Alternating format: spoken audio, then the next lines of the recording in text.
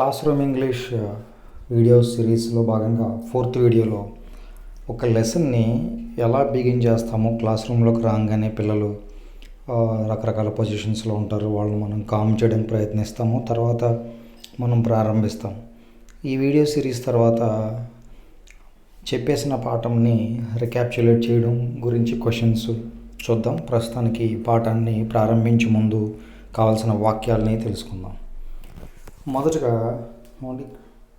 Please be silent or be quiet, don't shout, don't talk, don't chat, don't this one is wrong, so don't shout, don't talk, don't chat, and I am waiting for you to be quiet.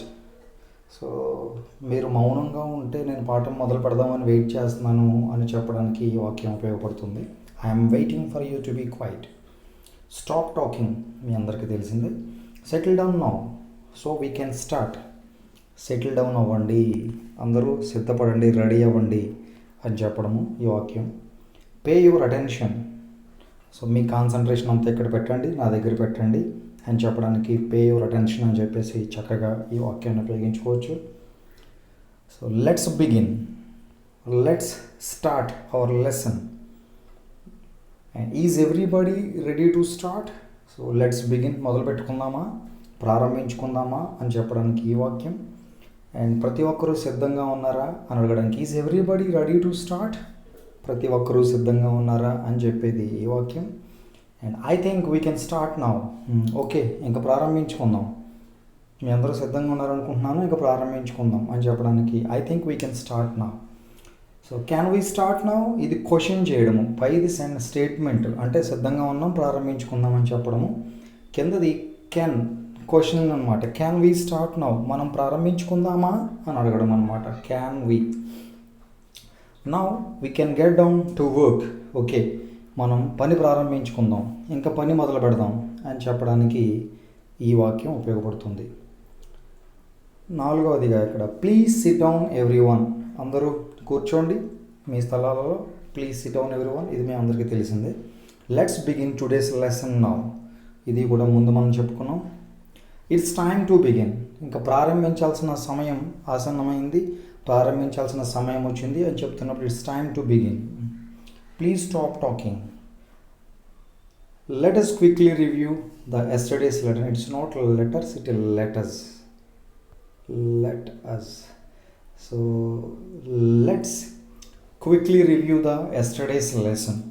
So నిన్నటి విషయాన్ని, నిన్నటి పాఠ్యాంశాన్ని త్వరగా ఒకసారి మనం review చేద్దాము అని చెప్పడానికి let us quickly review the yesterday's lesson.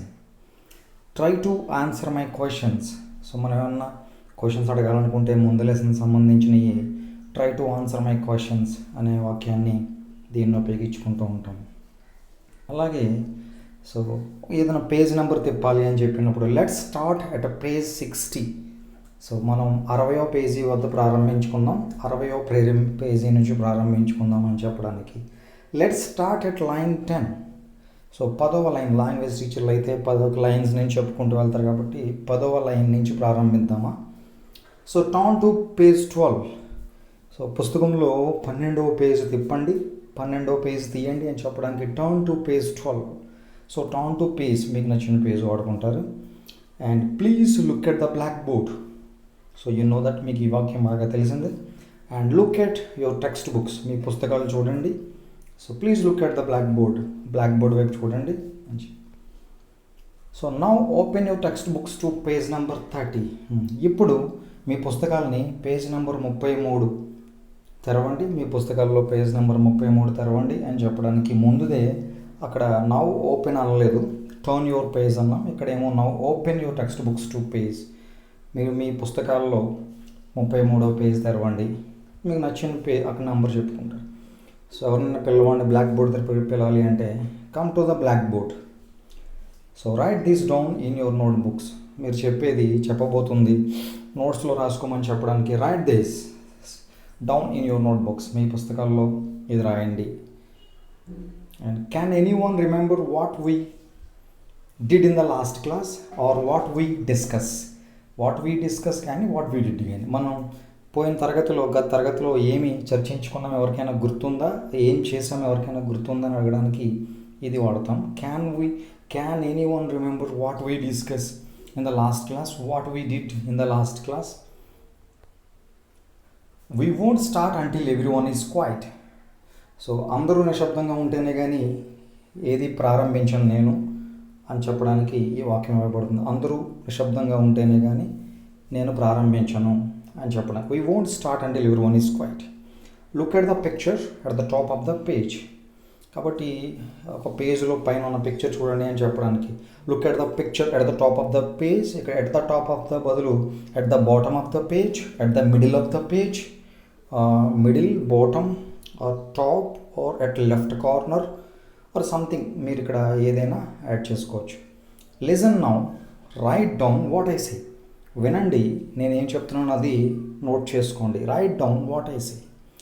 The topic of the lesson is Nelson Mandela. So కాబట్టి ఈరోజు ఇంకా అంతా అయిపోయింది. నెక్స్ట్ ఏ పాఠం ప్రారంభించుకోబోతున్నామో చెప్తున్నాము అనుకుంటే the topic of the lesson is Nelson Mandela. So ఈరోజు మనం చెప్పాలనుకున్న నెల్సన్ మండేలా ఏదైనా చెప్పుకోవచ్చు. Today let us discuss about our lesson Nelson Mandela. Today let us discuss about what is photosynthesis. So ఏ రకంగానైనా సరే మనం ఇక్కడ చెప్పుకోవచ్చు.